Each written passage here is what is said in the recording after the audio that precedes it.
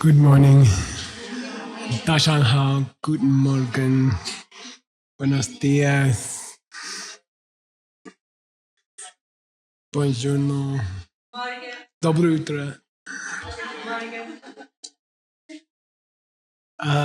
Let's meditate, okay? Please relax your fingers.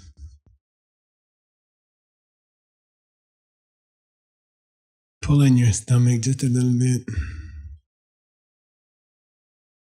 Relax your mouth. Relax your eyelids. Try to release all the tension in your forehead.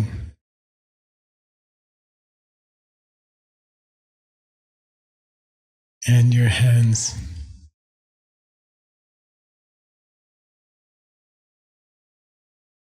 Bring your chest out just a little bit.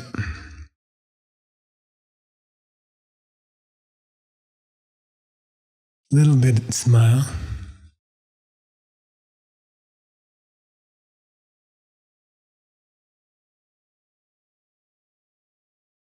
And then please come to your breath.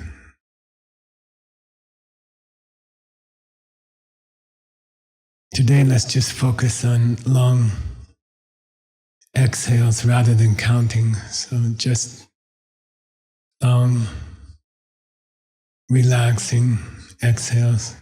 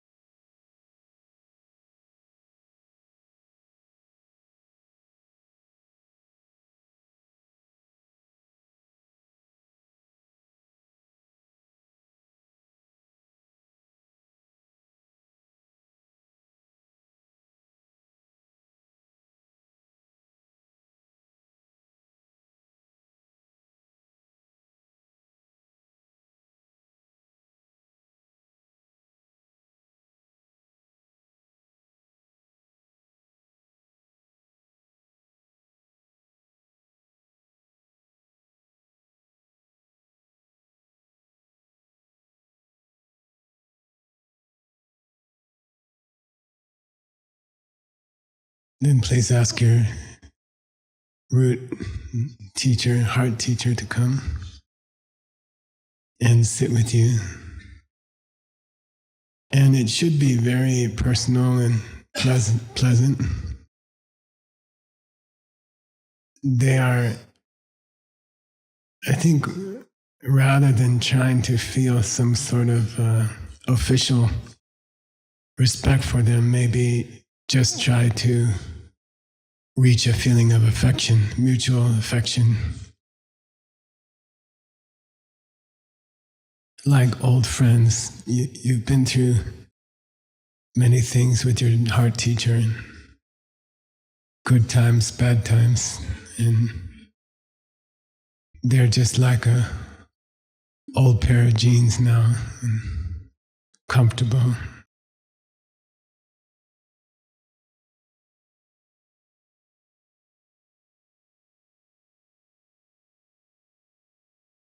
And there's a nice fragrance from them, like summer day or something like that.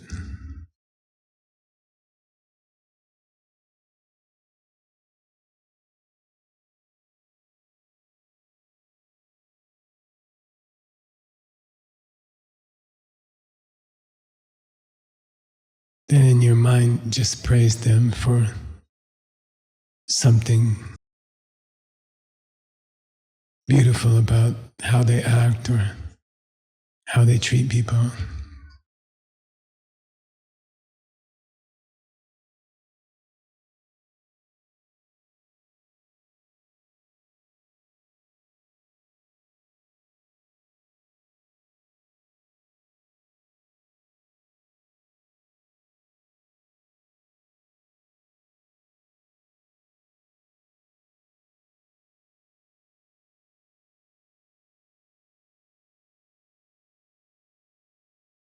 then offer them a small gift.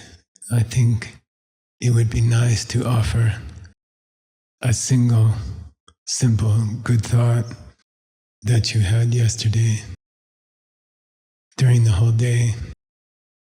Just a small but sincere, good thought you had, maybe about somebody else.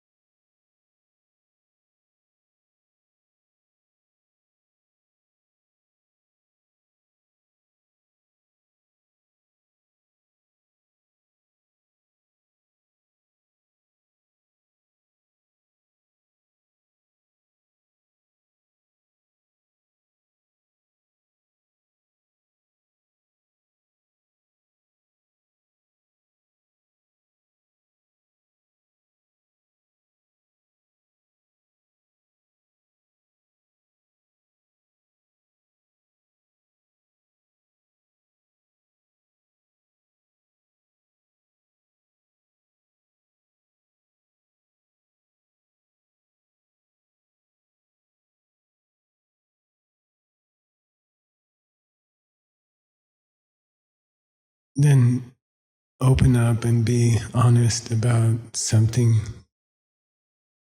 you've done recently that wasn't very nice, some small thing.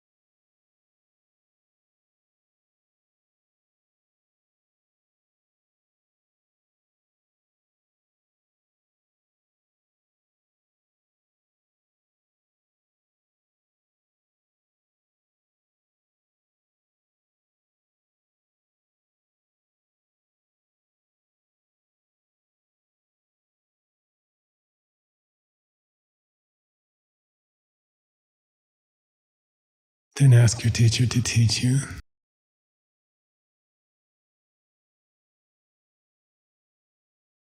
Perhaps through the people who are here during this retreat, please teach me through the words and actions of the people around me for this week.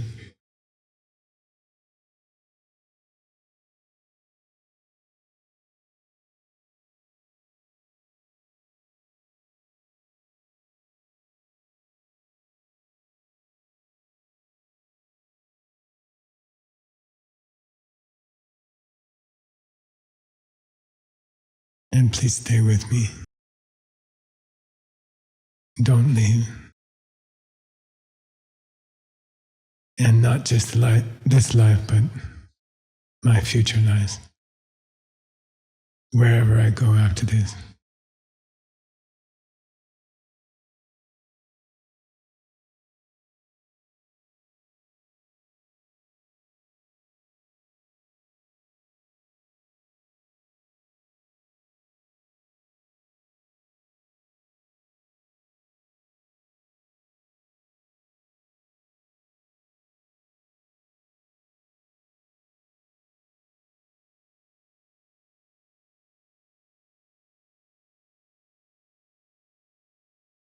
I'd like you to think about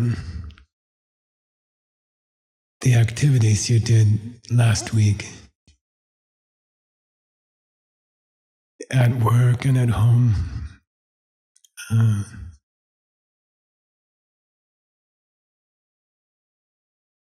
You had certain jobs to do at work. You are supposed to finish certain things. You have to accomplish certain things. Think about some of them. And at home, you have jobs to do around the house or apartment with your family. Just think about two or three of the what you did last week.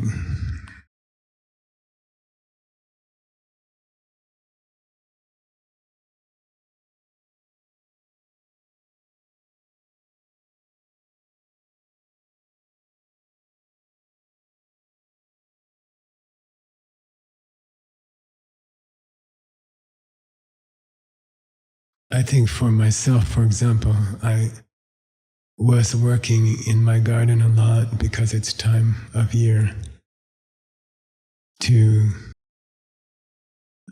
do a lot of work in the garden. Everything's just waking up.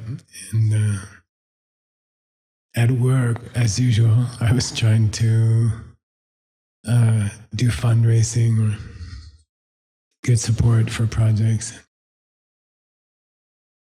So for me, I can say, oh, last week I was trying to make my garden beautiful. And I was trying to make sure that we had enough funds to do different projects.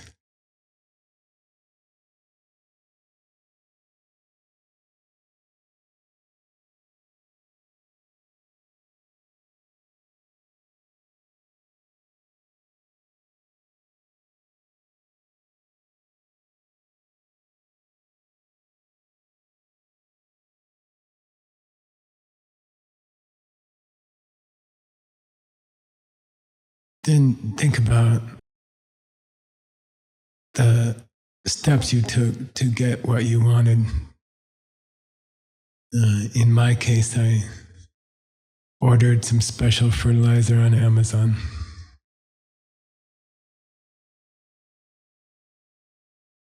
And I pulled out weeds around the house outside. And I tried to write a contract or an agreement to help fund some of our projects.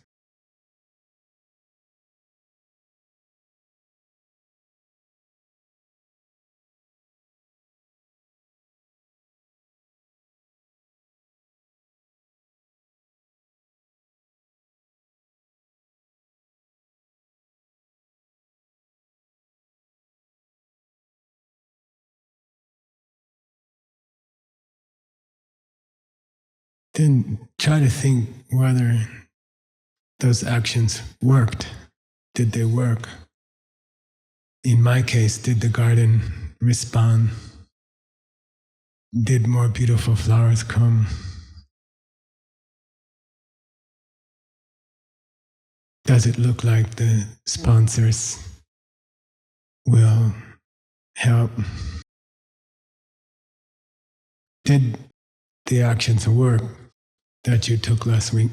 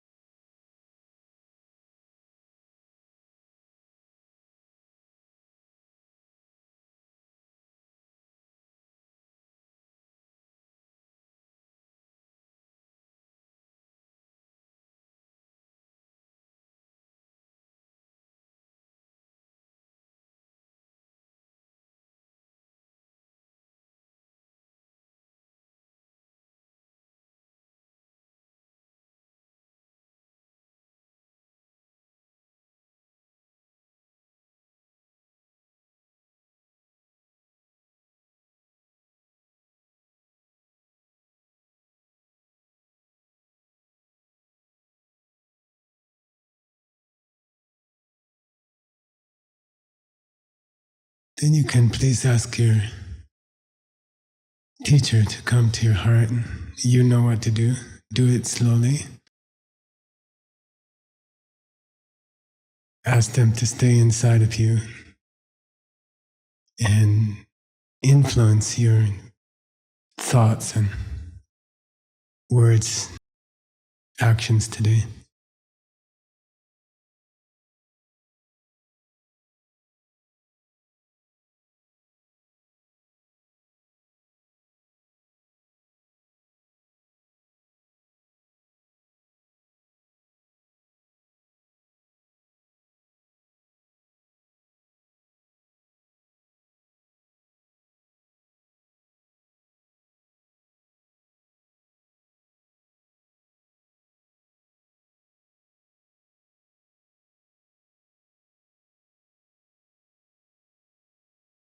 Then come to your breath, 3 long exhales. Don't open your eyes yet, don't move yet.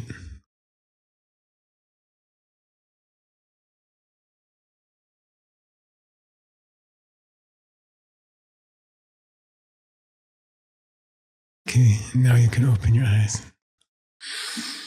Take a stretch.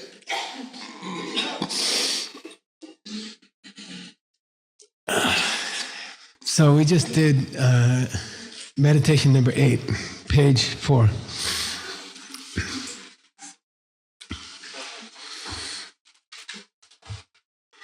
And a lot of the meditations are following the refuge vows. So we'll be talking about the refuge vows during the Lamrim, in this Lamrim. And what you'll find, the point of this meditation is, are you taking refuge during your normal life, every day? And a way to judge that, the temperature, a ruler for judging that is how do you think things work, you see? And I don't know, the English word work is very interesting, you know, like, oh, this aspirin doesn't work. Or, you know, this fertilizer doesn't work.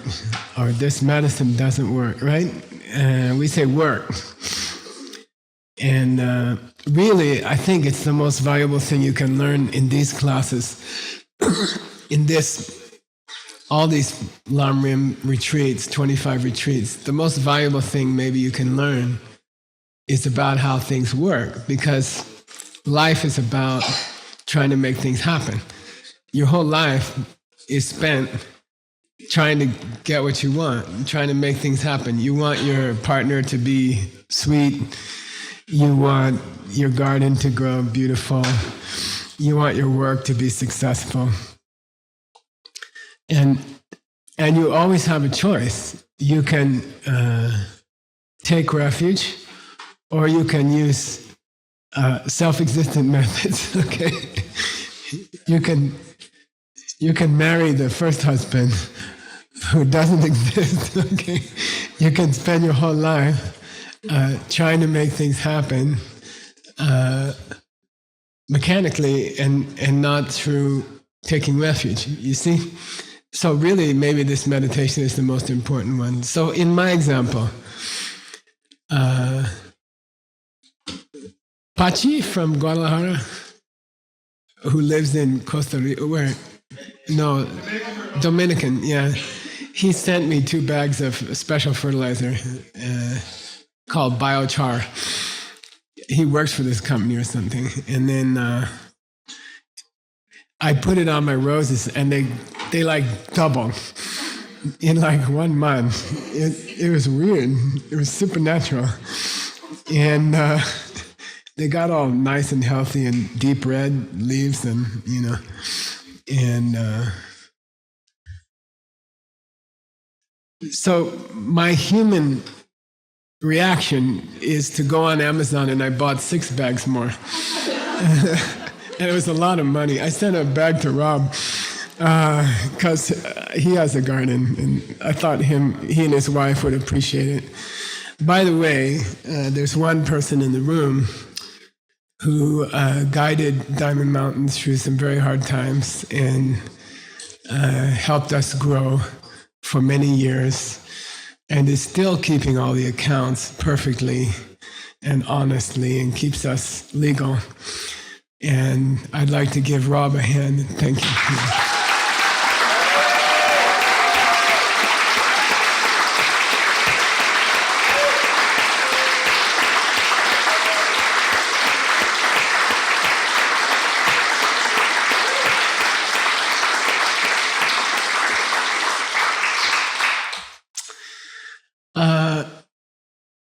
So I put the stuff all over my garden and everything exploded, everything's growing. Beautiful flowers. And some of them are called volunteers. You know what a volunteer is? It's where the plants flower them. They plant themselves around your garden, and their volunteers are going crazy. And so then, because I'm a human being in the desire realm, samsara, I buy more biochar fertilizer. You see, but where did the beauty really come from? Patience, okay, around me, trying hard not to get angry. So really, if I was taking refuge, if I understood taking refuge to make my garden grow better, I would think of all the people who irritate me and try to feel more patient towards them. And then buy the biochar. You see, it's still okay to buy the fertilizer. But whether it works or not depends on taking refuge, okay? So people who have gardens, it's like unpredictable. You plant stuff, you water it properly, you fertilize it properly, it grows, and then some raccoon eats it. Why does that happen? You did everything right, mechanically, right? But you didn't make the karma. You didn't plant the seeds, you see? So this meditation is maybe the most important one, and it's called Don't Try Other Things. You see, it's what percent of what you did last week was done with a knowledge of refuge, or what percent was done with the old viewpoint? Okay, what's the old viewpoint? If I put enough fertilizer on it, me and Nick were discussing what to spray on the leaves of hollyhocks. They get this yellow, does yours get this yellow fungus on them, right? So we're like, he's using, I'm using neem oil from India. He's using jalapeno juice or something. And and then suddenly I realized, it doesn't matter. Just think of someone that you're not so happy about and try to reconcile with them. And then the fungus will go away, right? Maybe you don't have to put anything on it.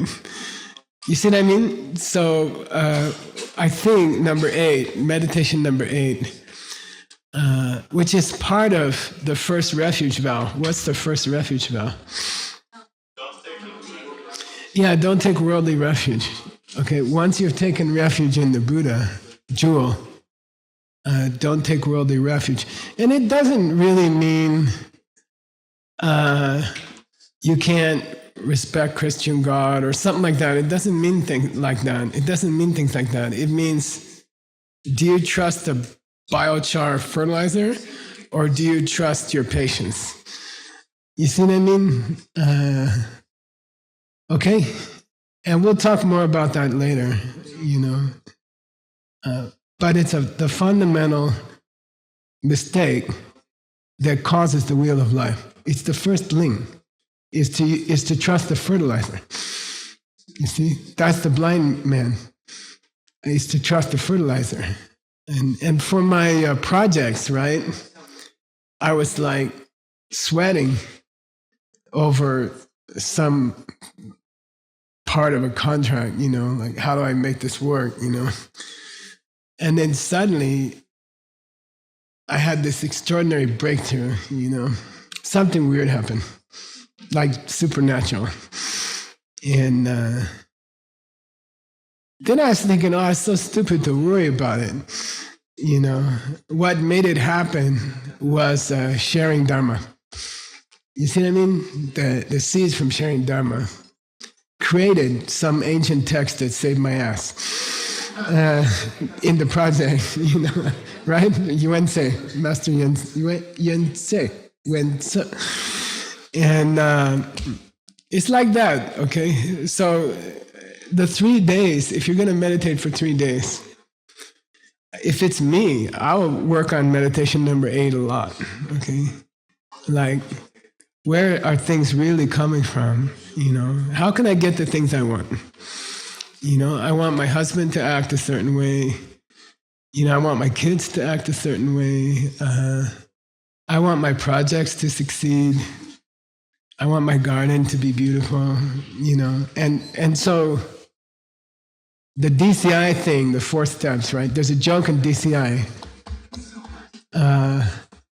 You can either pay $3,300 and come to the DCI teacher training in June. June? Or if you want to, you can just learn to do this with your hand. And then you're a DCI teacher, Somebody says, Geshe Michael, I don't know how to do something, fix my problem with my husband. I go, I don't know how to make more money. I have this health problem over here. Where? Over here?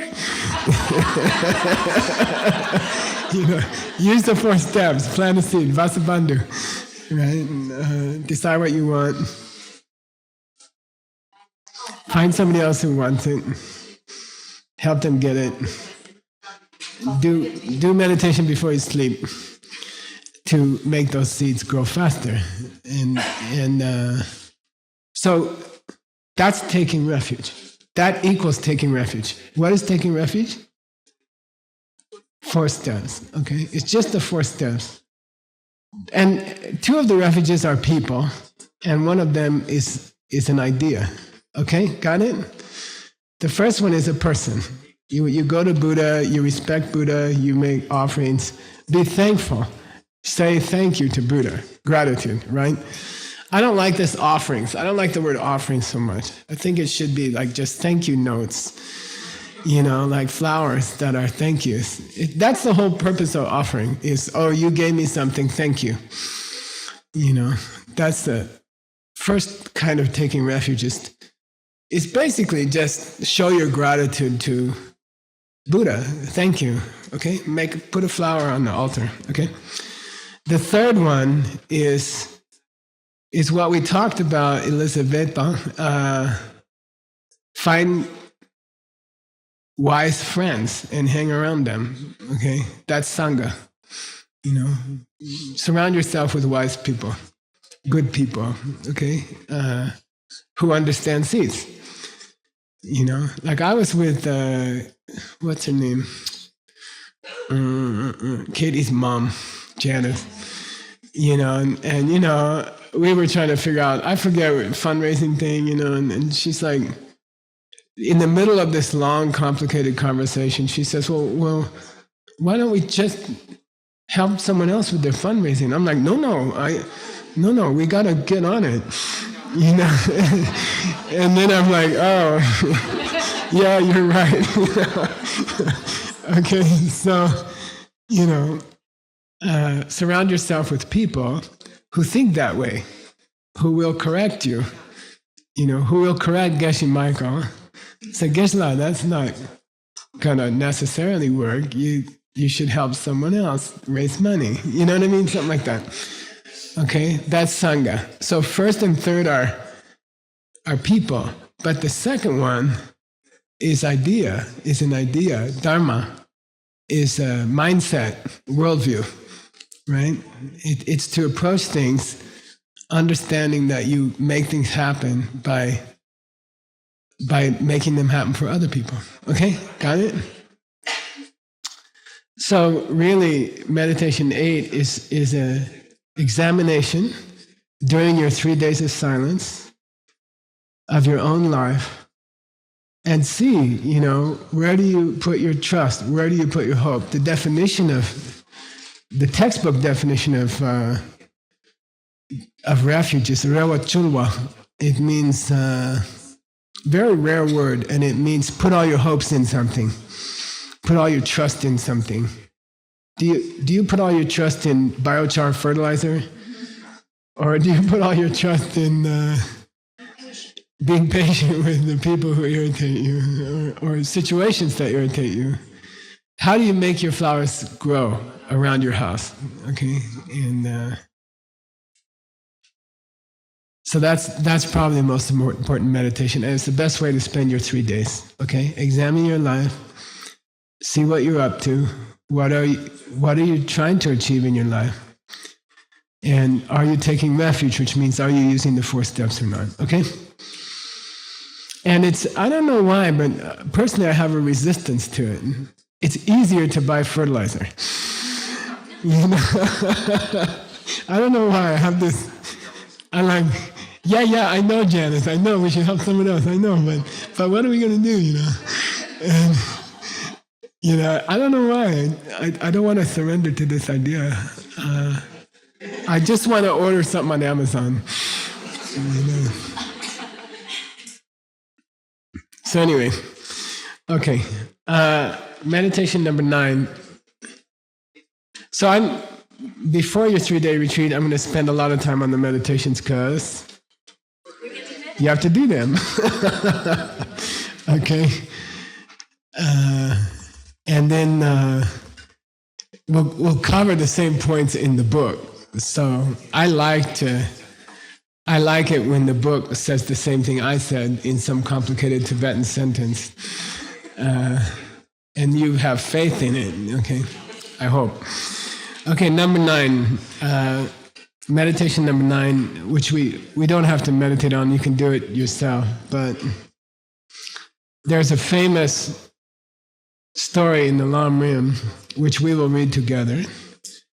And the abbot of the monastery, in my monastery, when all the monks are together, it's 3,000 monks. Huge. Sergei Bo. Then in front, there'll be this abbot, this big guy, very wise and they have a lot of power. There's no checks and balances in the monastery. What the abbot says happens, and there's some pretty severe punishments can be given and things like that, So people respect the abbot, and people live in fear of the abbot. And they try to influence the abbot. So there's a story that 2 monks were sitting together, and one of them had the ability to read people's minds. And the abbot was leading a very major ceremony, like a Tara ceremony or something. And the one monk is going like, then he turns to the monk next to him, he says, you want to know something funny? He says, what? He says, our abbot sitting up there, yeah? He ain't a Buddhist. He's not a Buddhist.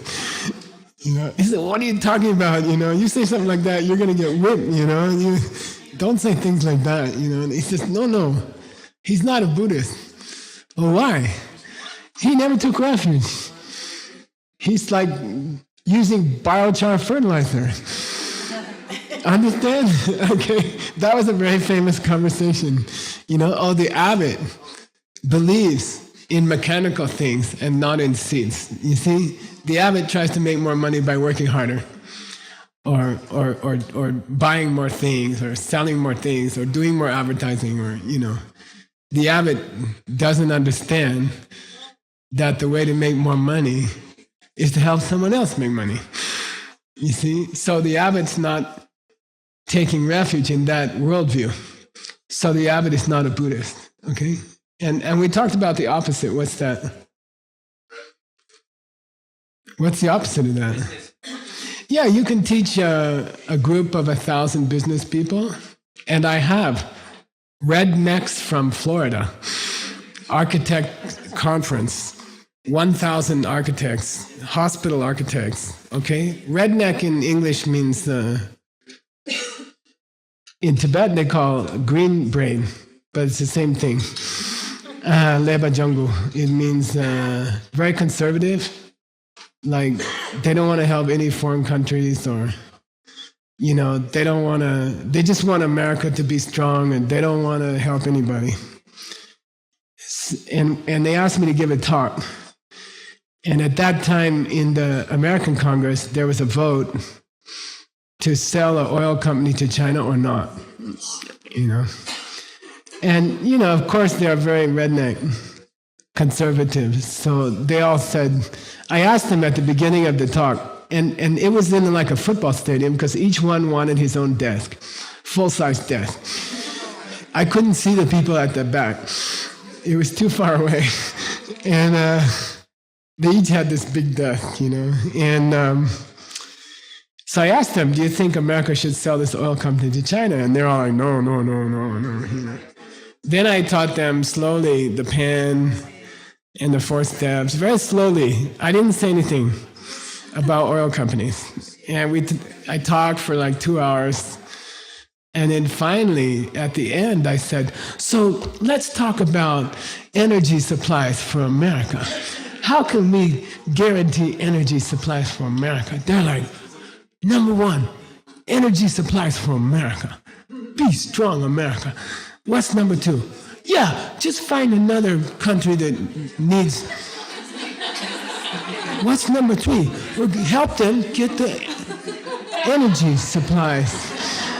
And then be happy about it?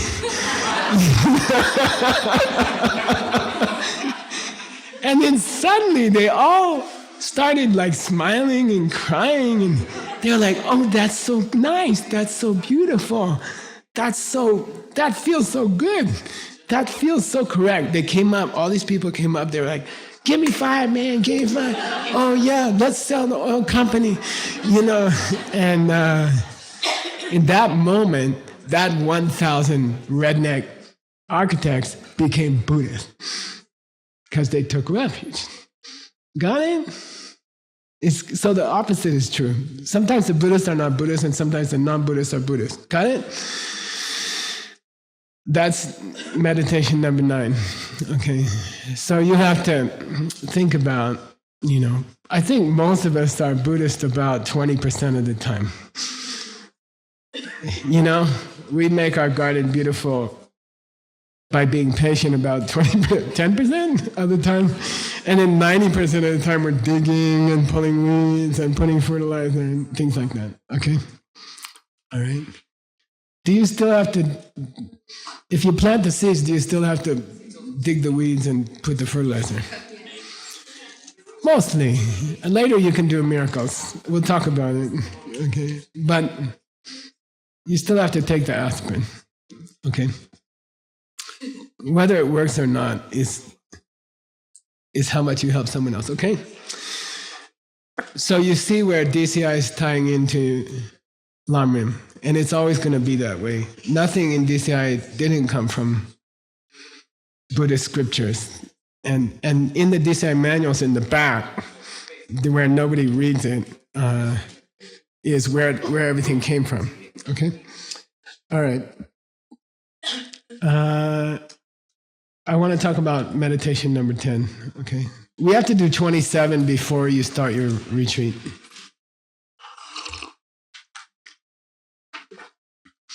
Meditation number 10 is called Earth, the Foundation, and the Inner Essence. Refuge and Commitments. Keeping the refuge vows, which we will cover, but the first one is what I just said, okay? Really, the first refuge vow is make your garden grow by patience and not by biochar fertilizer, okay? Or maybe both. Okay. That viewpoint, or that worldview, that taking refuge, is required for all further Buddhist practices by tradition, okay?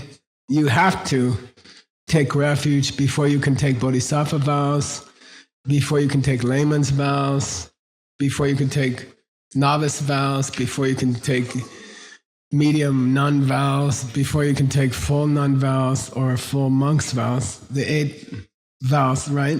Pratimoksha, they all depend on refuge vows. If you don't take refuge vows, you can't take the rest. Okay?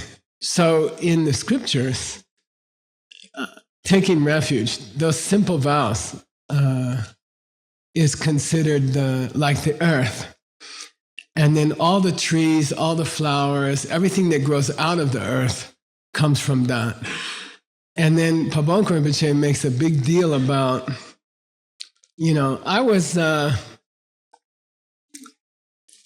I planted iris bulbs, okay? And they grow in my house, they grow in 2 colors, okay? A pale yellow and a pale purple. Very beautiful, very stunning. I'll show you a photo later. I just had to take a photo of them. They're so beautiful. And the dirt where I live is 90% rocks. It's just like Ireland. Right, Mr. Dunn? It's terrible, I take the rocks out of a few square feet and the ground drops like 6 inches, and it's terrible. The ground is hopeless. It takes about 3 hours to plant a rose, because to dig a little hole, just to pull out all the rocks is impossible, Then I plant these bulbs, then the iris grows, and these colors come out. And I'm looking at the colors, I'm saying, how did that come out of my rocks? How did the plant suck the right chemicals out of the rocks to make these colors? Like it's like weird. There's no yellow or purple in the dirt. It's terrible color. It's like brown, black, and dirt, dust. And then somehow this stupid bulb sucks out only the yellow from the ground, only the purple, and then puts it all into the flower, but only in the flower, not in the plant. It's weird. It just seems weird to me, okay?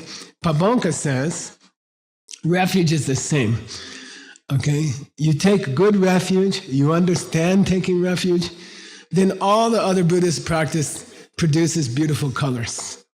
Got it? Like everything, your Tantra practice, deep mystical things, deep meditation,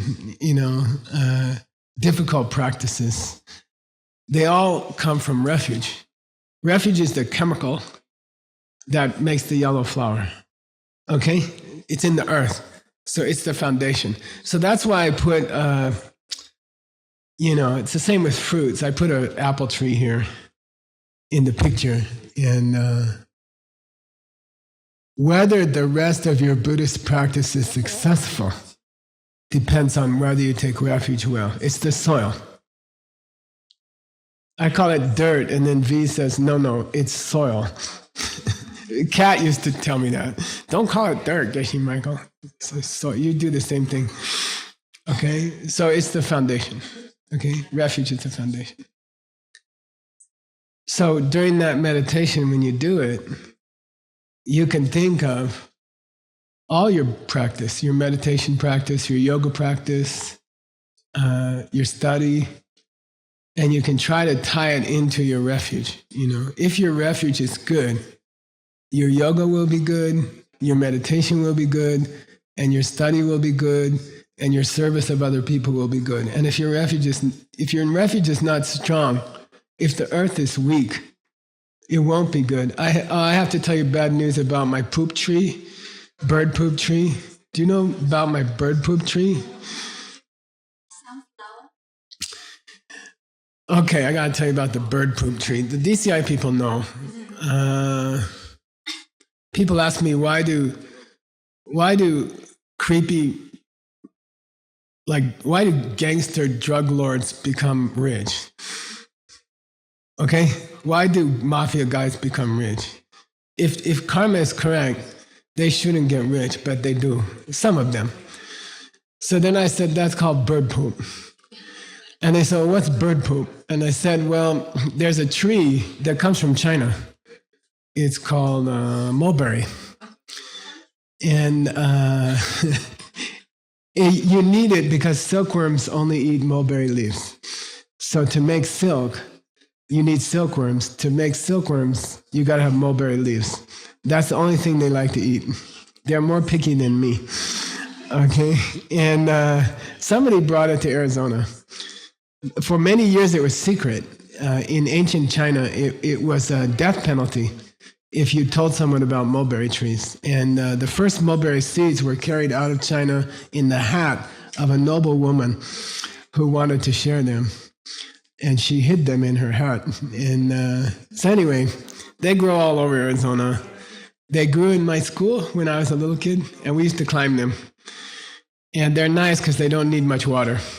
And the birds like them because they make a little berry, mulberry, purple berry. So anyway, I always wanted a mulberry tree. But my gardener partner said, I don't like mulberry trees. They make mess on the ground.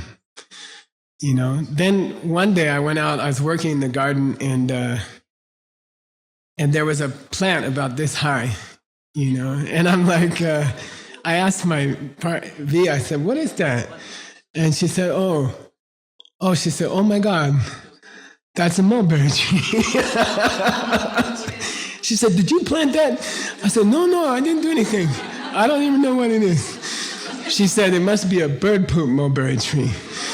Because they eat the mulberries, and they're in a rush, like someone trying to get to meditation class, and they don't digest the berries, and they poop the seeds. And then the seeds have nice poop fertilizer around them. And they grow pretty fast, okay? So I always bragging about my good karma that a bird pooped mulberry tree in my front yard. But then V said, I don't want it in the front yard. So you have to move it. I'm like, okay. So I dug it up. While I was digging it up, I split the taproot, which is going to kill it. She said it can't grow. Now it will die. I said, but can I plant it anyway in the backyard? She said, okay, you can plant it, but it's going to die. Then I planted it, and it grew. It's about 3 meters high now. And but then the gophers came. And these are little, like rats, and they live under the ground, and they eat the roots. So now, I don't know. So the bad news for my bird poop tree friends, I went out to work on the tree, and I touched it, and it went woo. And I'm like, oh, there's no foundation, you know. That's what your life is like if you don't take refuge properly. Okay, you grab the tree and it goes woo. It just went like this. Then I shake it and the roots are gone. All the roots are gone. You know, this animal ate them. So I asked her, do I have to pull it out? She said, really, you should pull it out. And I said, can I just try? So you have to pray for my mulberry tree. Okay, I'm still going. It's still going. It's trying to put a leaf out. What it means is you need a foundation. Okay, without those roots, forget it. Everything else is fake. It looks strong, and when you touch it, it goes whoop. You know, you get a little problem in your life, and your practice collapses. You know, because the roots aren't good. Okay, it's like it was really disappointing. I touched it and it went, and then I pulled it and it went, and I'm like. And your practice will be like that if you don't know about refuge. If you don't take good refuge, your practice will be no foundation, okay? And you will collapse the first time you have a problem, okay? And okay? Your practice will be like that. Also yoga, stuff like that, okay? All right, then. What time is it? Let's do one more meditation, then take a pee break, okay? All right. We'll do number 11.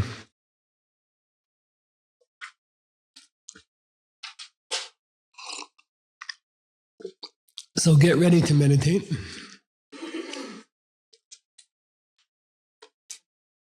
Oh, by the way, so that's how mafia guys get rich.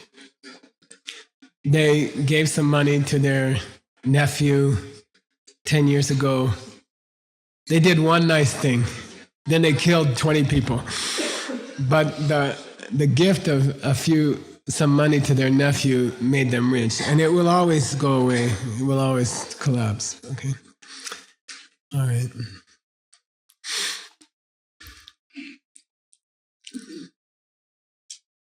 Mafia guys' wealth is bird poop seeds. Accident. Okay.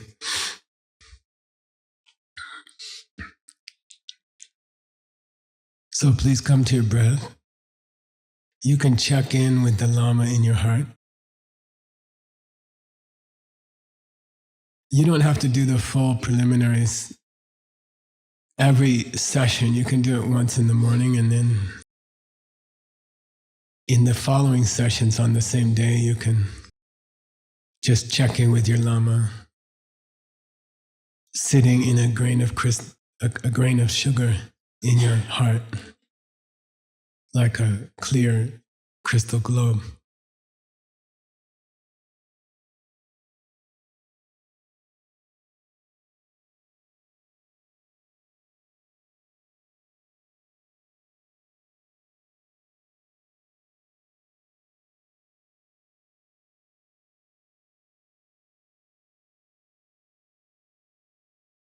And bring your mind to the center, to your breath.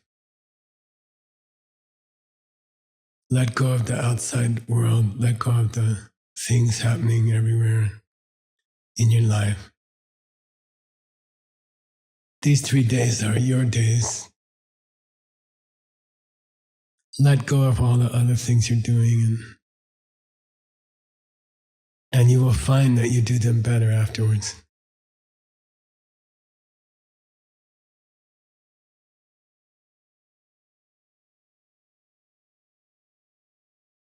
Come to your breath.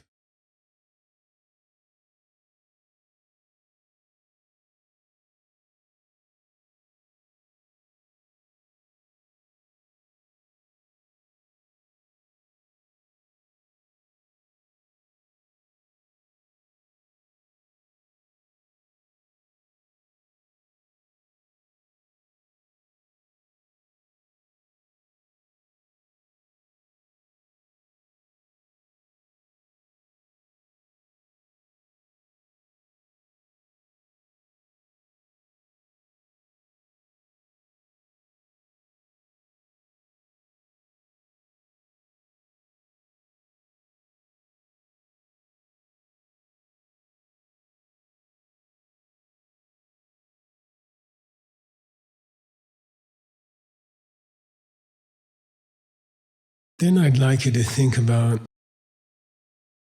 some pretty serious mistakes you've made in your life. Maybe before you knew about karma. And those are kind of like time bombs. Those seeds didn't come back to us yet, many of them. And some of those actions were pretty serious. I was involved in an abortion. I can think of that kind of when I was in college. So I can think of time bombs waiting for me. Some very heavy negative karmas are waiting inside of me. And at some point they will blow up, and I'll get some very serious problems.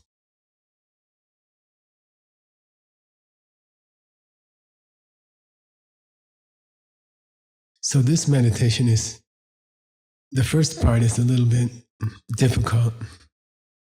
We have to try to think of people that we really hurt, or mistakes like that we made, mostly that. So we'll take a few minutes, try to think of one or two grand mistakes you've made in your life.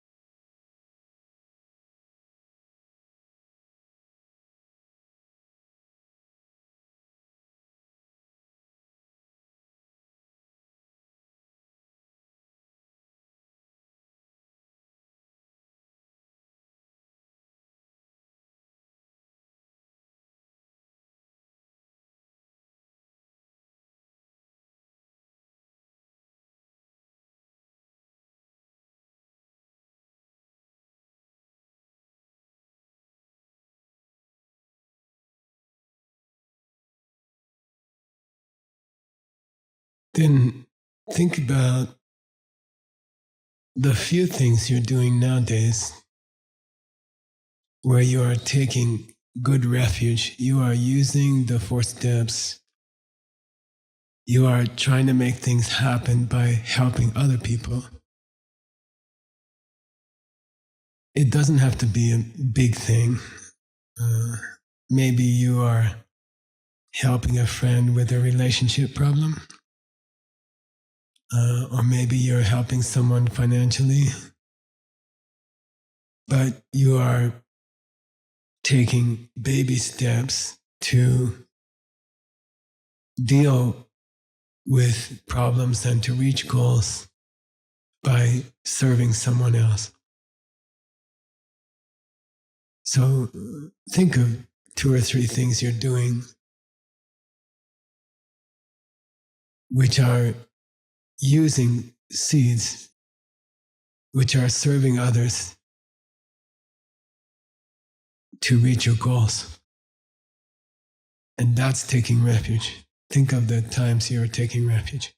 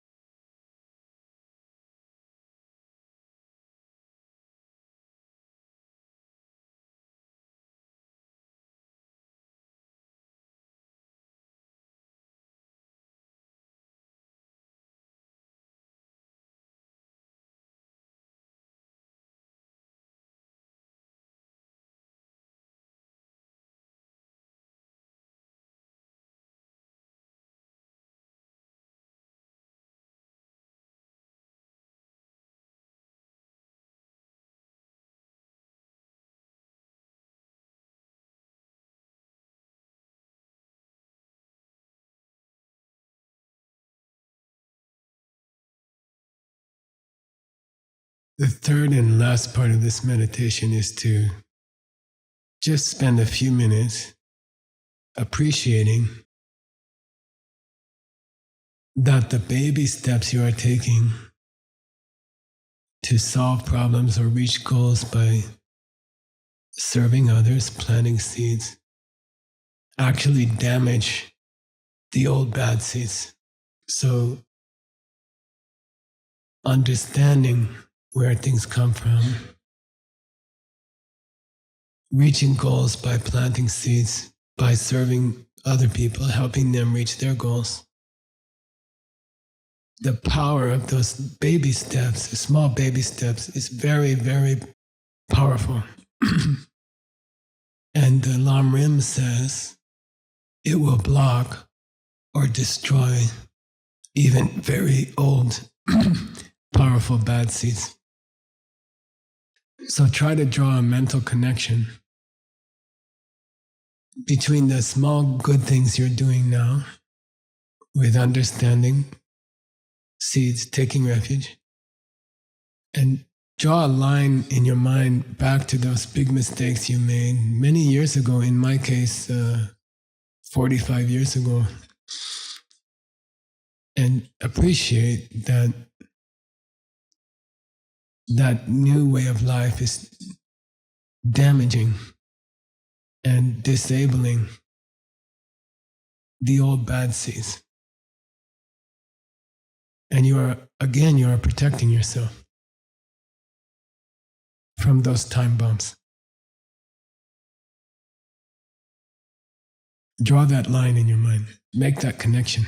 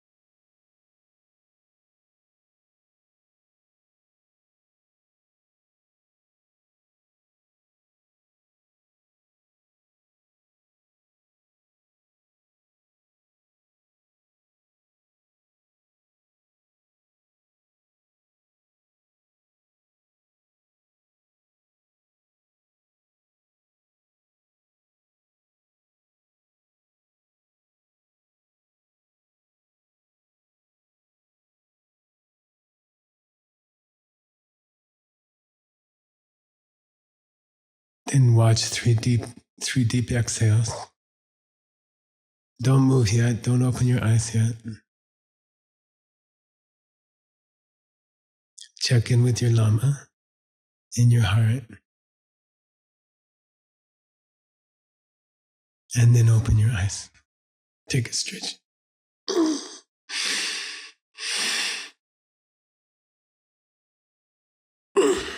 So the picture, which you can memorize, right? Just memorize the pictures, and then you can figure out what they're supposed to be about. Okay. What's the picture? Oh, sorry, he has it up there. Yeah, like he's protecting himself from time bombs that he laid 10 years ago, 5 years ago. Okay, he's got an umbrella. Okay, so that's why we put the lady with the umbrella on your schedule, for example. Okay, so you are protecting yourself not only from future problems, but you can protect yourself from past bad seeds that you planted. Okay, Refuge has this beautiful ability. We talked about it in the Wheel of Life. The second link of the wheel is, what's the picture? Yeah, a guy making powder. And by the way, I was reading an interesting commentary, I think Vasubandhu. He said the fact that it's a wheel is important, that the potter's using a wheel.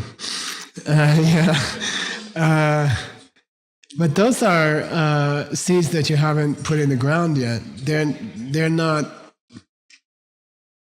they might not grow if they never get the necessary water and fertilizer, okay? Then link number 10. There's 2 links of the 12 which are karma. What's link number 10?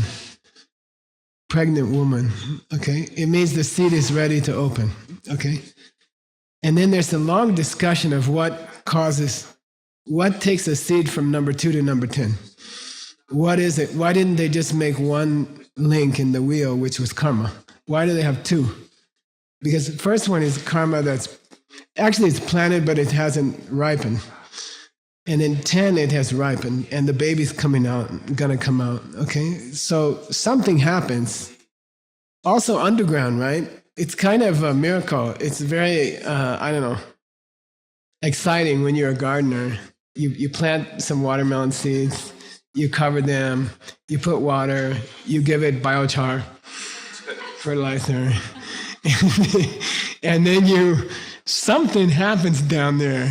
Like little guys are running around in the seed, like the water wakes them up, and they're like, oh, we got to get this thing going, Like some miracle happens when the water touches the seed, which it never does, right? And, something triggers that. Something triggers the seed, okay? And it's not understanding seeds that takes the seed from 2 to 10. Link 2 to link 10. So if you understand seeds and you use them, it damages your old bad seeds. Got it? They don't get the energy which takes them from just planted to ready to open. They never get the water or the nutrients that wake up the little guys in the seed. Got it? So just the habit of getting things in your life by helping others to get them destroys the power of your old bad seeds. See? So you killed 2 birds with 1 stone? Bad example. You plant good seeds for your success, but by doing that, by understanding seeds, you destroy the old ones, or you deactivate them. Okay? Got it? So when you take refuge, you're protecting yourself from old mistakes you made. And you don't have to worry about them. They will never open. They are planted, but they will never open. Somebody said, I don't like running around with 1 billion bad seeds in my head, Geshe-la, that are never going to open. I said, well, they don't take up much space. They say on the tip of a needle, you can put 1 billion seeds. So, okay, no problem. There's a kind of... some plants will, if something invades them, they will grow a cyst around the... Cyst means like a hard coating around the problem, and then the plant will grow fine. You see what I mean? So what you're doing, you're putting those bad seeds, you're coating them with like steel or something, and they will never grow. They will sit there forever, frustrated that they couldn't grow, and you will never get the problem you were supposed to have. Okay, got it?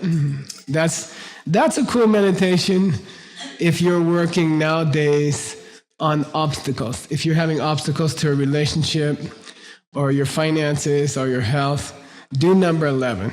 Okay, work on number 11. Okay, got it? All right.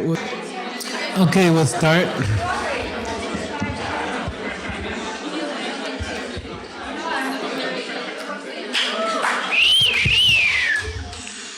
Okay. That side is, okay. I like it when you make noise because it means you're having fun, so don't worry. Or else you're yelling at each other, I don't know. We're going to do one more meditation, okay? You ready? I recorded with Amazon. I recorded some of my books, and you go to a special room, it's on springs. And there's a window, and the guy sits with the book, and you sit with the book, and he stares at you. And if you say the slightest thing wrong, he says, stop, start again.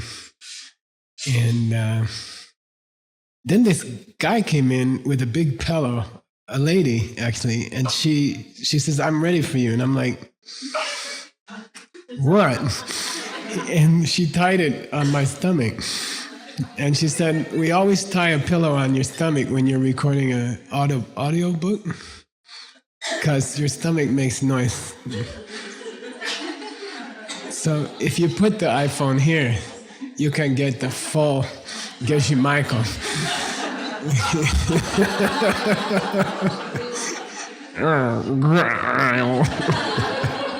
Okay, here we go. Okay.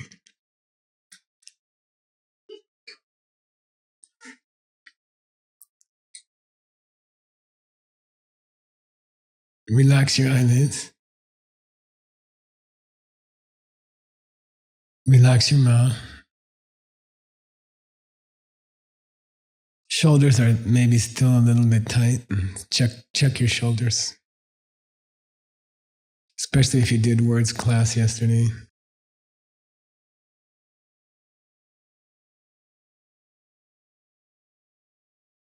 Just slightly tense your stomach.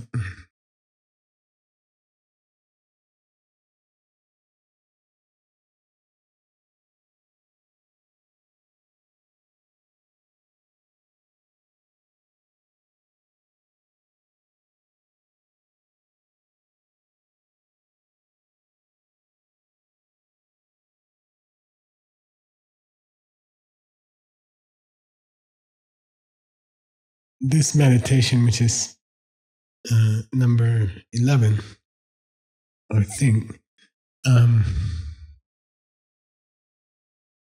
in this one we do the opposite from what we did last time. So I'd like you to go back in your life, even very far when you were very young. And what are the seeds that you are most proud of? You know, when did you do the really kind things for someone else, took care of someone who was very sick, or served poor, like our New York Sangha doing?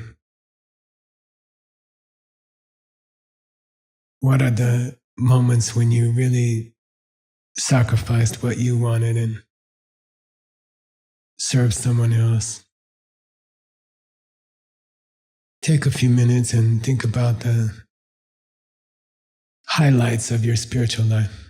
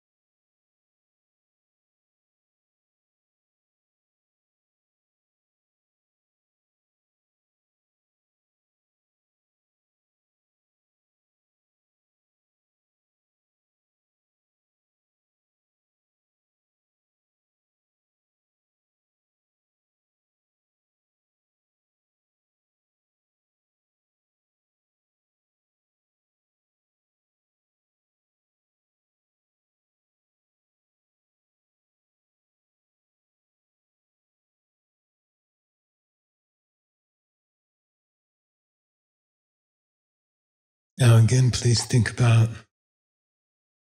the small baby steps you are taking in nowadays to achieve your goals or solve your problems by using seeds. The 4 steps to plant good seeds and the 4 powers to stop old ones. Think about the progress you're making, the evolution in this new view of what makes things work.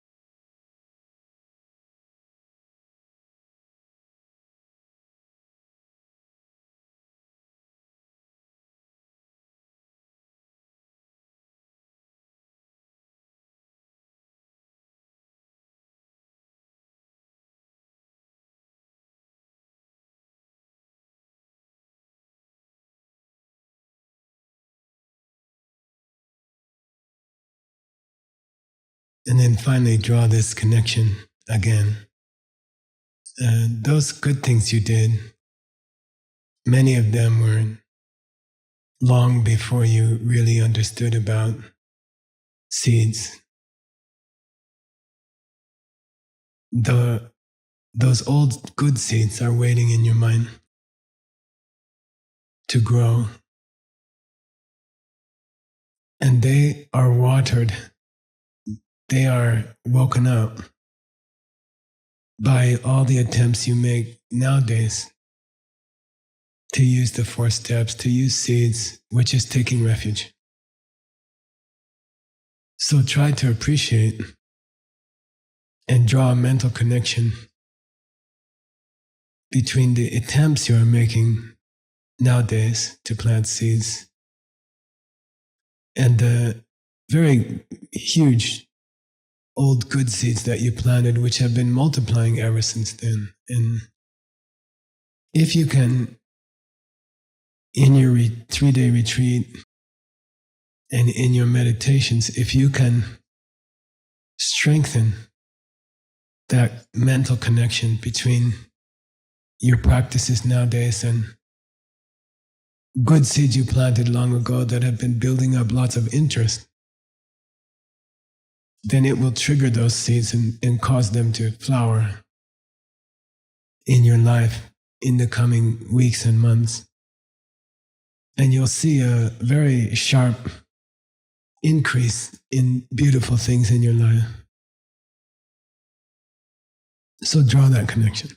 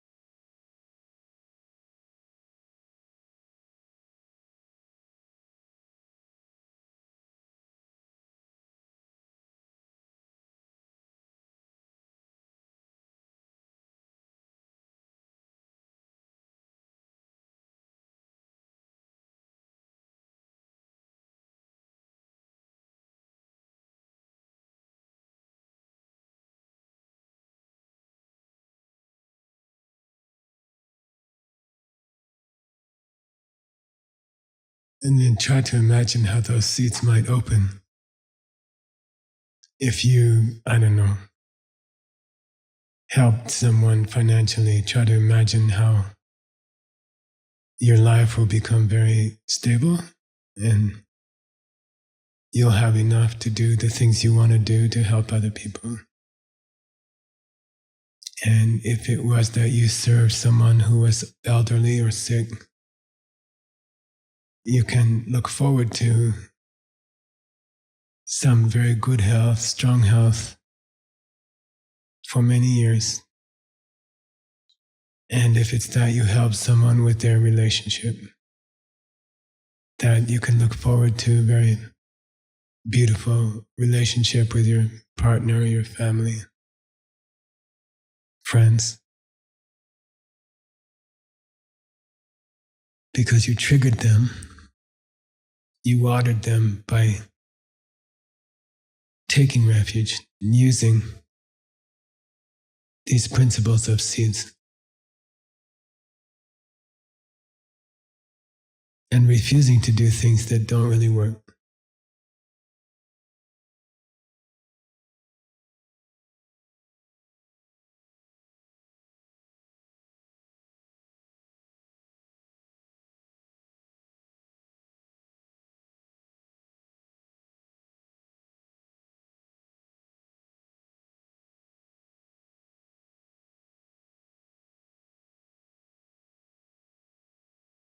Three deep exhales.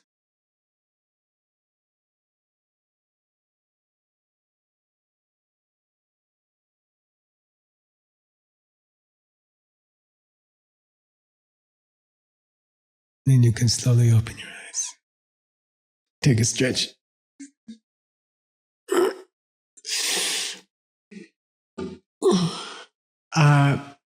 I'll remind you where we left off yesterday. It's kind of technical and I apologize, but when you get there, you'll appreciate it.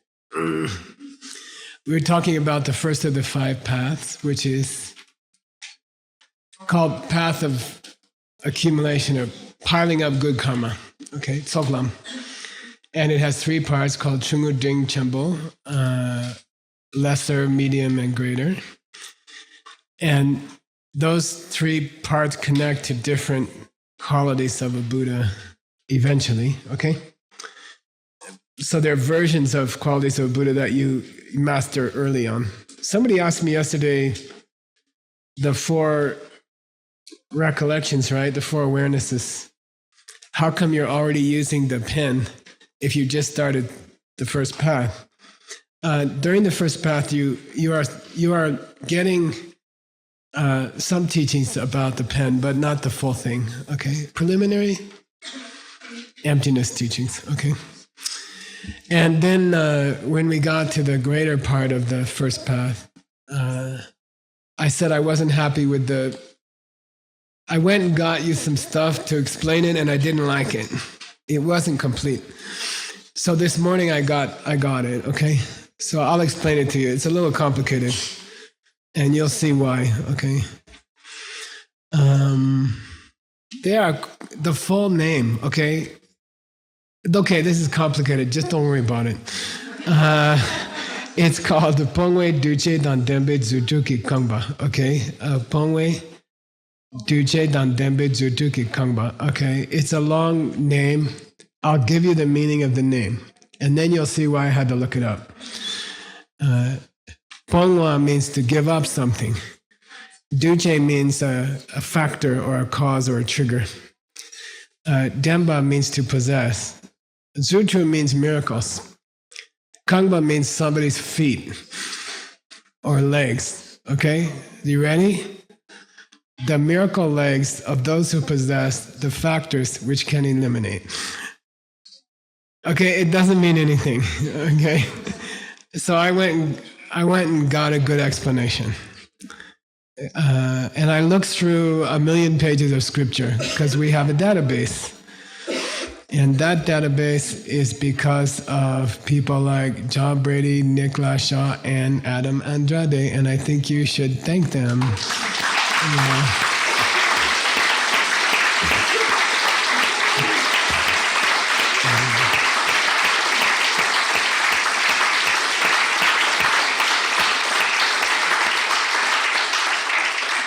We were in India in what month? February?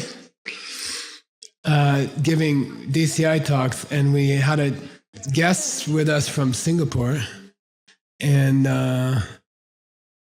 they came with us to see the people working on the ancient books. And they got all excited. Candy got excited. And those people have been working for 30 years. This is the 31st year they are working. Some of them have been working the whole time. The project is 31 years old. And they never had health insurance. And so I'd like to thank Candy's taking care of that. And thank you for that.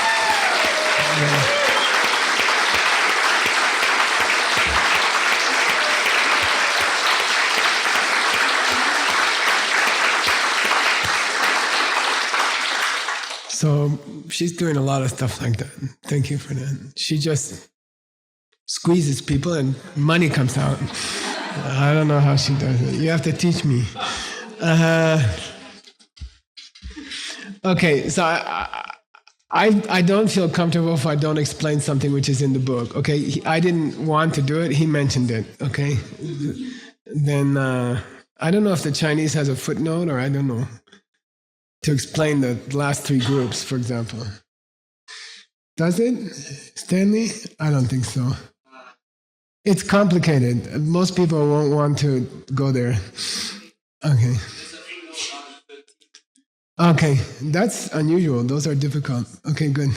All right, so anyway, here's about the 4 miracle legs, okay? The word leg means you're collecting karma which supports the ability to do miracles, okay? So we're going to see that again, I think this afternoon. In Buddhism, sometimes you'll say, this guy has good legs. It doesn't mean pretty.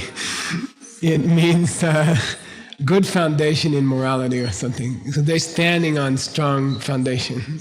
They say good legs, okay? Sometimes they call Buddha the guy with good legs, okay? Or the lady with good legs. So that's why they call it the 4 legs, okay?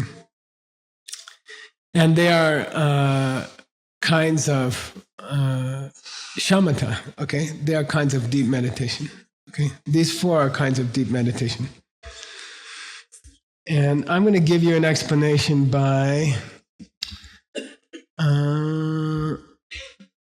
it just happens to be that the best explanation in 1,000,000 pages is from the textbook writer from a monastery called Sarah May. I don't know why. Okay. Okay. The first one is called the miracle leg of aspiration. Okay. Hoping to reach high goals. Okay. And it's a kind of one-pointed mind meditation, deep meditation. And its function is to work against the 5 obstacles to meditation. I'll give you the first one, you give me the rest. Lay low.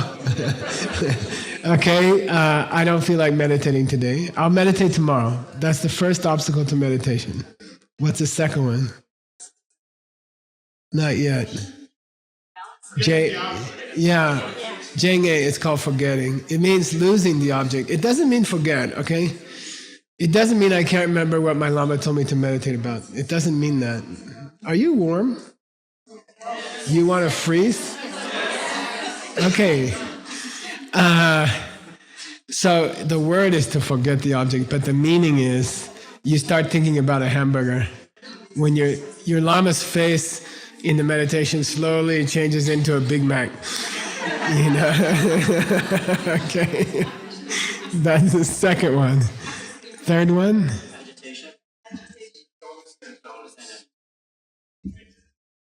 Yeah, dullness and agitation together, okay?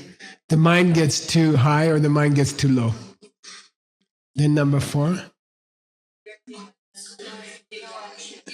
Yeah, you don't take action.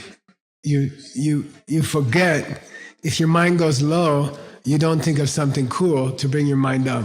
If your mind's too high, you don't think of death, which will bring it down. Okay? What's the fifth problem? Taking action when leave it. If it ain't broke, don't fix it. If it's not broken, don't fix it. If the meditation's going smooth, leave it alone. Okay? Don't keep checking. Okay? So the first of the 4 miracle legs is a meditation where you're able to stop those 5 problems. Okay? Okay. Second one is a kind of one-pointed meditation where you have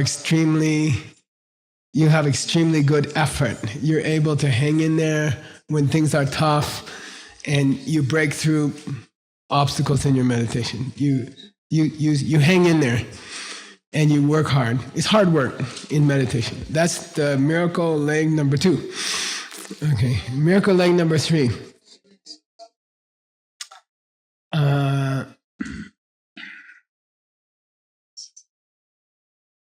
It's called 3 different names in scripture. I think only one of them is correct.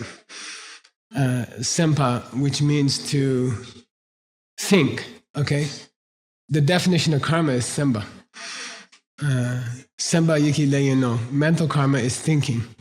Okay? So semba means thinking. Sem means mind. Sempa means thinking. Okay? So the third miracle leg is called thinking. Okay? But it has a specific meaning.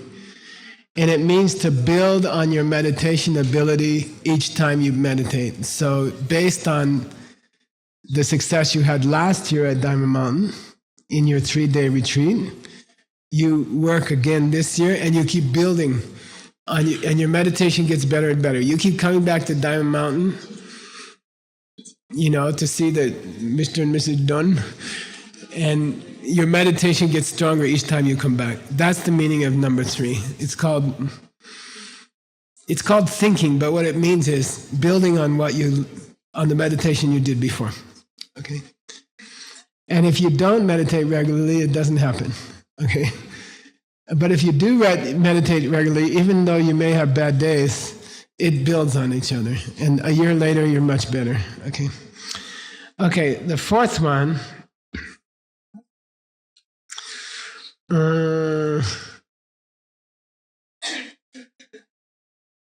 it's called meditation where you act correctly. Okay, it's called meditation where you act correctly. Act correctly means you can think about the emptiness of things correctly. Okay, you start to analyze things, and that has 8 qualities. Okay. So when you explain the 4 legs, you have to talk about the 5 problems. We finished that already. That was in the first leg. And when you get to the 4th leg, you have to talk about the 8 good things that are triggers for giving up things. Okay, so now we got that. That word was part of the name, right, of the 4. They were called miracle legs, which help you to give up, which are triggers that help you to give up negative things. Okay, so it comes in the 4th one. Okay, that's why I was having trouble yesterday. All right, I found a lazy author who just gave it that long name, and I didn't know what the heck he's talking about. Okay, now I found a Saramay Lama. He's from 1500s. Okay, and he says, you want to know the 8? Okay, he gives them. Okay, he's very thorough. You will recognize the first 4. Dumba Tsowa Depa Shinjang. Anybody? Trigger anything for anybody? Dumba Tsowa Depa Shinjang. Those are the 4 antidotes to the first meditation problem. They're famous. That's why there's more antidotes than problems in the study of meditation. If you took DCI level 3, you should know this, right? 8 antidotes, 5 problems, because there's 3 extra antidotes for the first one. Okay. I like to call it the high school girlfriend. Okay. In the discussion of the first meditation problem, and the 4 antidotes to it, I like to talk about the high school girlfriend. Okay, why? First one, Dumba, and I can remember this. I can remember every day I had to leave one class. The school decided I could write the school constitution instead of going to class one class a day.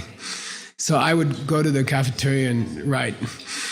And then I'd always pass this classroom, and there was a really pretty girl inside, and I just like run into doors and stuff.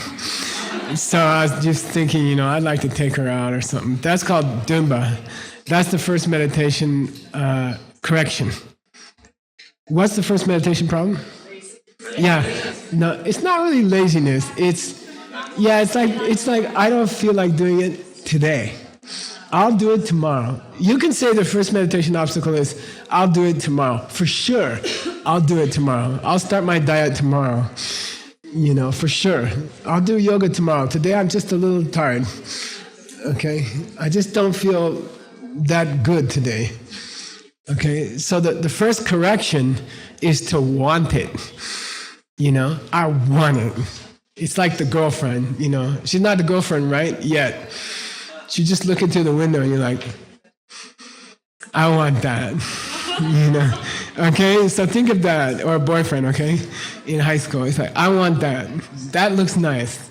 Okay? What? The ability to meditate well. That looks cool.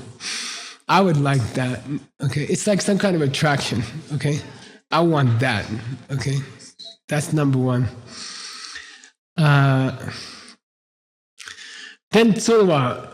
Tsuwa means move your ass. Do something. Okay? Tsuwa is similar to tsundru. Okay? Do something.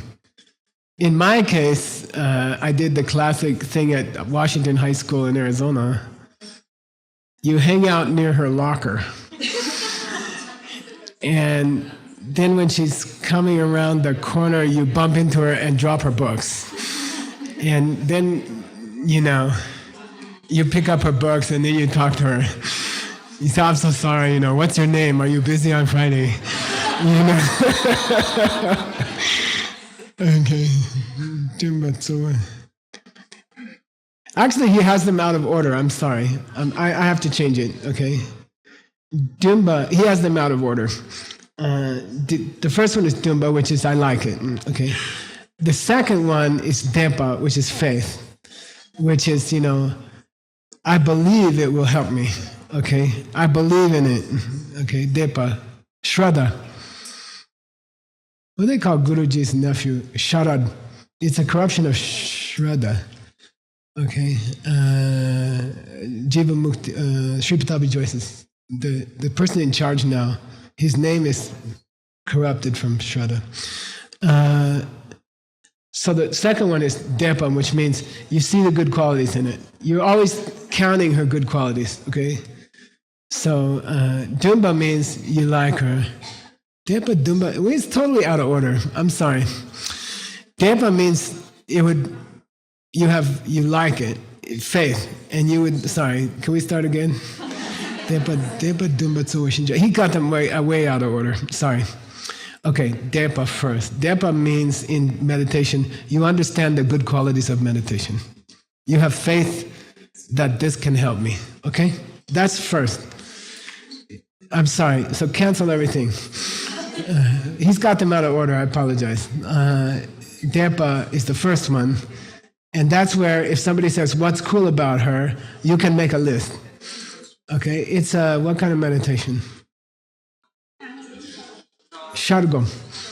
Oh, you want to know what's cool? She looks nice. She's got a good car. Okay, you can make a list. She had a good car. So those are you can make a list. That's first, okay? Sorry, let's start again. Dempa. And it's called faith, but it's not really faith. It's just, I can tell you 5 good things about meditation. Or I can tell you 5 cool things about this girl, okay? Dempa. Dumba means I would like to take her out. I want that. Okay, that's the second one. He's got them out of order. Dempa, Dumba. then tsulwa, then drop her books. Do something. Okay? Move. Okay? Tsulwa. To get meditation. Okay? And then Shinjang is what? Yeah, Shinjang means you got good at it. You took her out 3-4 times. You know how to get her to kiss you. You know, everything's going good. Okay? So Shinjang means you get good at it because you do it a few times. Okay? You did it enough times that you get good at it. Shinjang is divided into two. What are those? Shinjang is divided into two. Physical and mental, okay? Your body gets used to meditation posture, and your mind gets used to meditating, okay? So those are the first 4 of the 8. Got it? You know these 4 because you studied DCI level 3. Okay. And those are all going to overcome those 4 together fight Lelo. And that's why there's 8 antidotes and only 5 problems, because there's 3 extra in the first one. Okay, no problem? Okay. Then he says Chemba. What's Chemba? Recollection. Shishin? No, he's got it reversed again. I don't know why he's doing that. They should go Shishin first and then Demba. Okay, what's Shishin in meditation? It's the fire alarm. Do we have fire alarm? It's the thing in your mind that goes beep, beep, beep, beep, beep, beep, okay? When you're meditating. And suddenly you realize your lama's face turned into hamburger. You know, you're meditating on lunch. You're thinking about what you're going to have for lunch. And slowly, without noticing it, your sweet lama's face turned into a hamburger. And you've been meditating on hamburger for like 3 minutes, 4 minutes. And then part of your mind should go beep, beep, beep. And you're like, what's wrong? It said, did you look at what you're meditating on? Oh, it's a hamburger. Yeah. Then Jemba comes in. It pulls your mind back to the lama's face, okay? It says, forget the hamburger for a while. Pull the lama back, because that's Jemba, okay? Bringing the object back to the mind, okay? Then he's got Semba, and he doesn't explain it. Semba means thinking. Probably it's continued thinking about the object. And then Tangnyon means attitude of equanimity about the object. You know, you don't feel hatred and you don't feel desire. You enjoy it, but you wouldn't hurt someone to get it, okay? That's called equanimity, okay? Okay, those are the 4 miracle legs, okay? More than you wanted to know.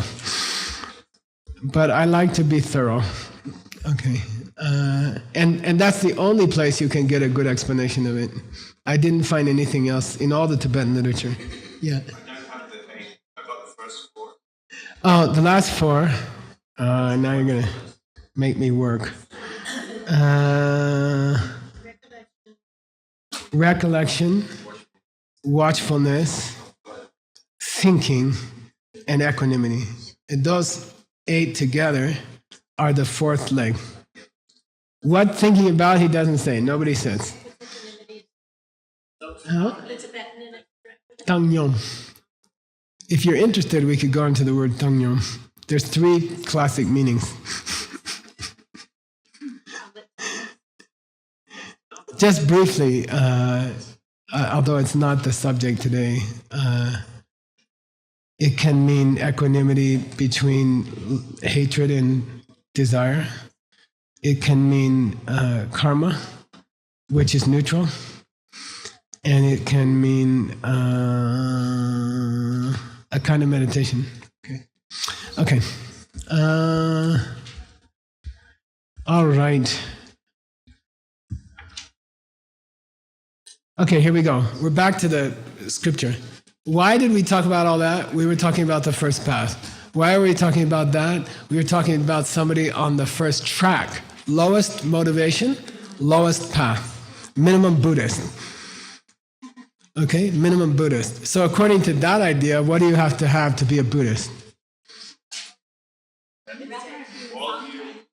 You have to be on the first path. How do you get there? You have a personal disaster, okay?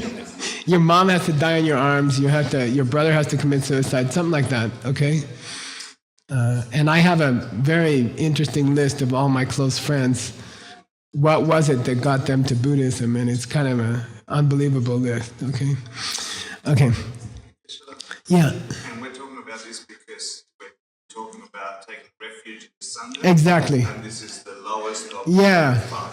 And he's going to expand on it and tell you, this is minimum Sangha, but look at all these other cool Sanghas. Okay, they're good points. So now we know where we are. He's talking about Sangha Jewel, minimum person.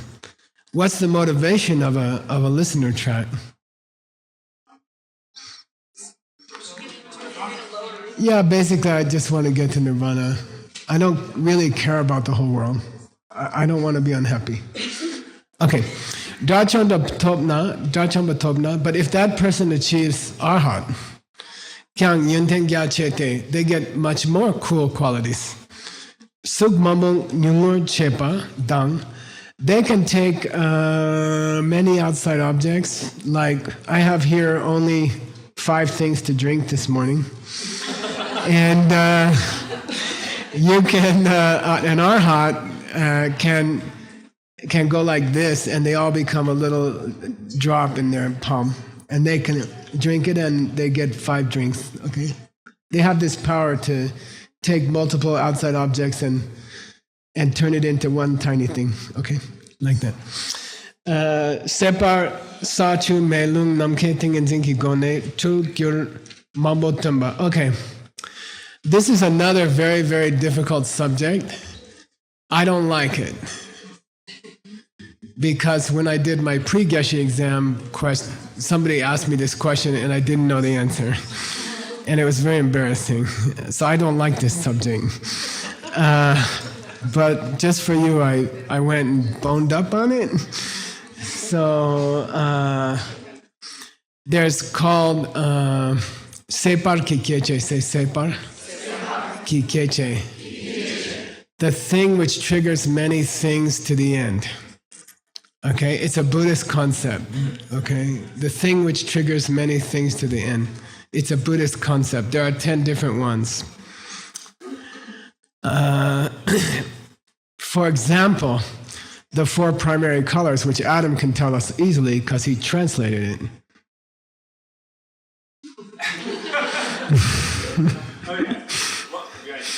Yeah, yellow. Red, white. Yeah, whatever. Okay. Anyway, so the 4 primary colors are 4 of them. The 4 main elements are 4 of them. Sachu Melum. What's that?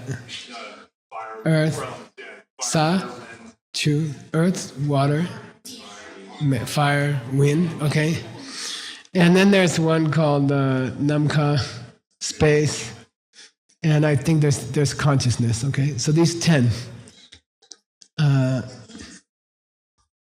And what it refers to is the ability to change those things in an object.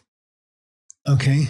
So like if I have power over the earth element, I can make this metal melt just with my meditation. Okay? Or I can, if I have Separ Kitingen Zen, I can turn water solid and I can walk across a lake. If I have that level of prayer or that level of concentration. So we believe what Jesus did is real. It's Separ Kitingen Zen. There's a word for it. He turned the water element into earth and he walked across a lake. Okay? Or I saw it in some other movie. Hidden Tiger, Crouching Tiger, whatever. Somebody runs across a lake, okay? We believe it's real. We believe it's possible. If you have a high meditation, you can adjust the elements in an object, okay? Or colors, which basically means you can make a cell phone turn into a watermelon, okay? Jigme, I need more watermelons. Where are you? Okay, don't forget. You can turn things into other things, okay? Now, why is it called to the end? It means anything, okay? But it's a very confusing word in Buddhism, okay? So anyway, it's a meditation that allows you to emanate objects, you know? You can make an elephant appear in the room, or real one. You can change water into solid, you can run across it, like that, okay? You can climb into the sky, like that, okay? Why is he talking about all this? He wants to show how cool the Sangha is. How cool is the Sangha? Okay. Okay, Gone Tugur Mangbo, you can emanate anything you want. Dulja Kang Yosar Shakpa Sok, you can travel through the sky to teach students in different countries without an airplane, without United Airlines. I'm embarrassed to say my airline is United, but they already started acting better. It was pretty bad.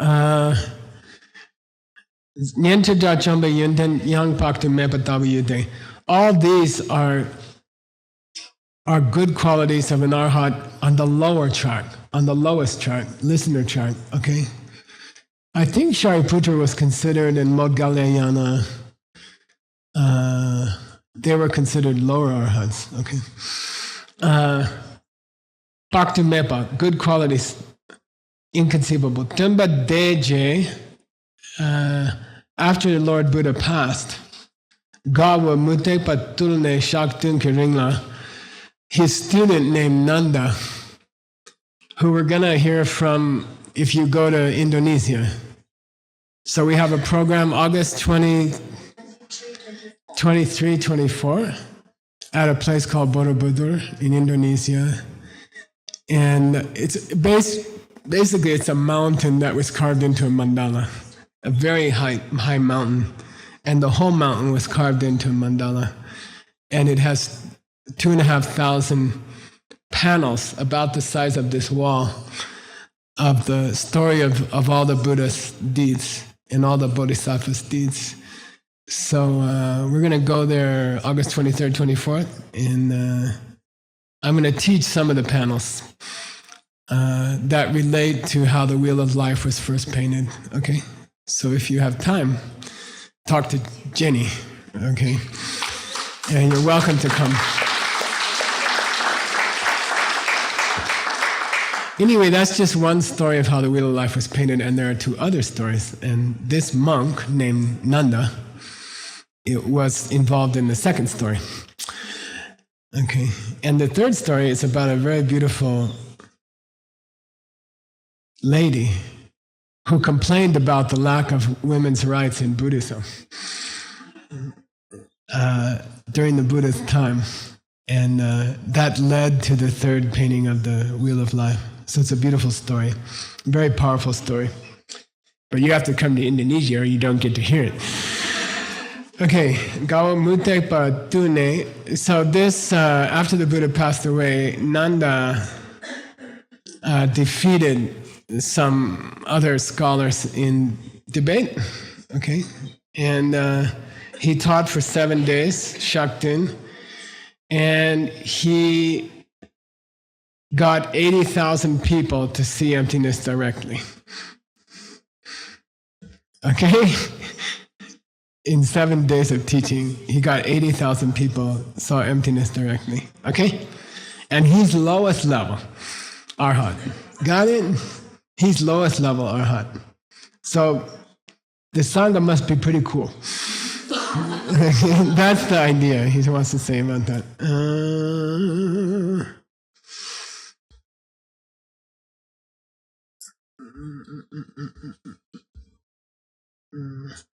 I like this story, and I think we have time to tell it. No, we don't. We could cut yoga shorter.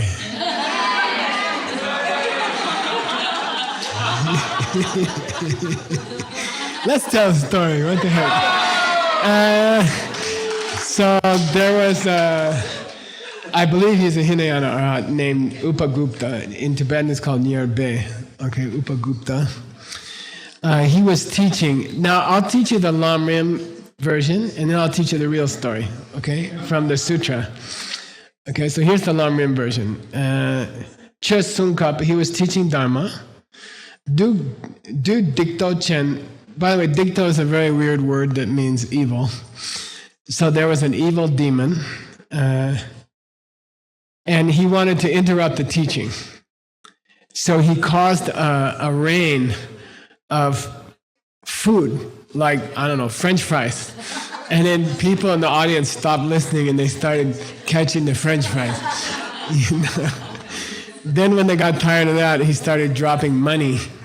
And they were like, oh. And they stopped listening to Upagupta, And then after a while, people started to listen again. So he emanated as a beautiful girl dancing. And Parkpe Meadow Gichawa, then he didn't like it. He got irritated with the demon. He was an Arya. So he took a flower garland and he put it over her head. And suddenly she looked very ugly, like a demon or something. She showed her true form. And then everyone started listening to the Dharma. Everyone started to listen, okay? They're just showing the power of even a Hinayana Arya, okay? Now you want to hear the real story? So it's in a sutra that Nick was teaching in Guadalajara, I think, which is called? Yeah, it's called the Sutra of Wise and the Fools. Some are wise men and some are fools, but I need a little something. There's a song. Okay, it's called the Sutra of Stupid People and Smart People. Okay, Dozang Lung. All right, here it goes. Uptagupani Chirmindope Debu Topo. He achieved, now they make it clear, he achieved non-returner, which means almost arhat. He doesn't have to come back to the desire realm. Dene Yashe ki Kimda de la Shunun Langne Raptu Yungo. From a young age, he left the home life. Kimdaki Kyang Deshin du Pune Tsulakang du Chide, and his parents gave him to the monastery. Chimju Popo, he started taking layman's vows. Re Dene Lo Nishud Songwana, when he reached 20 years old, he was allowed to take vows, take monks. You're not allowed to take full vows until you're 20. Nyambadzokso, he took full vows. Nyambadzokte Suwa Danshi Leki Nyambadzoba Dachomba. And then after that, he became an arhat. Okay.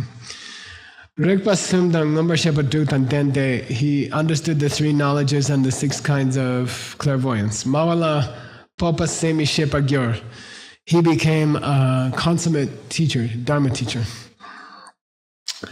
And many people would come to his teachings.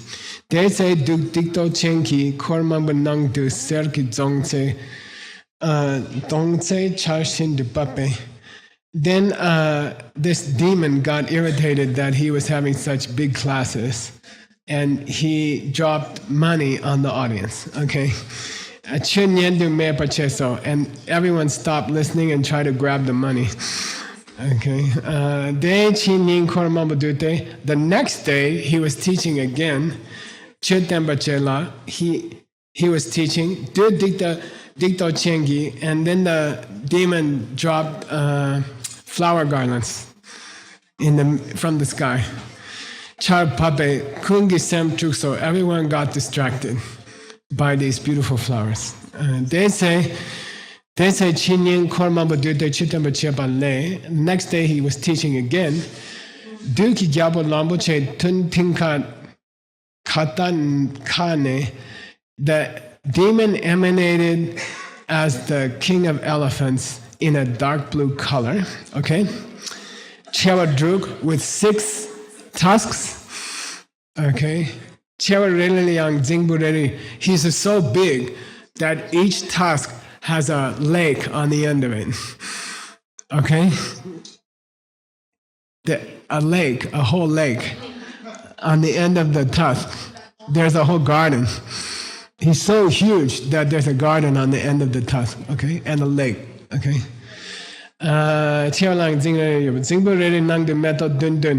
Each lake has 7 lotuses, huge lotus is growing in it. Okay. Medoreri nana shelki pumo dun dun. And each lotus has a woman made of crystal dancing. Okay? Did I say one? 7. 7 crystal ladies dancing in each flower, on each lake, on each tusk of this elephant. That's more distracting. Okay?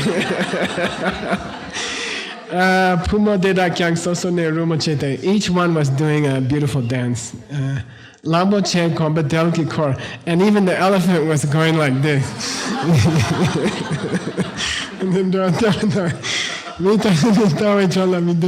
Then everybody just wants to watch the elephant and the dancing lady. Then next day he was teaching again.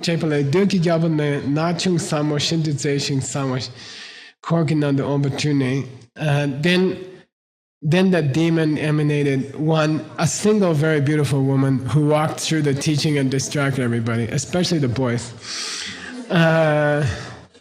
Chitendo Korshiki Nanda Ong Chune Mikuna de Mikmizumbata. Mikmizumba means they couldn't stop, they couldn't even blink.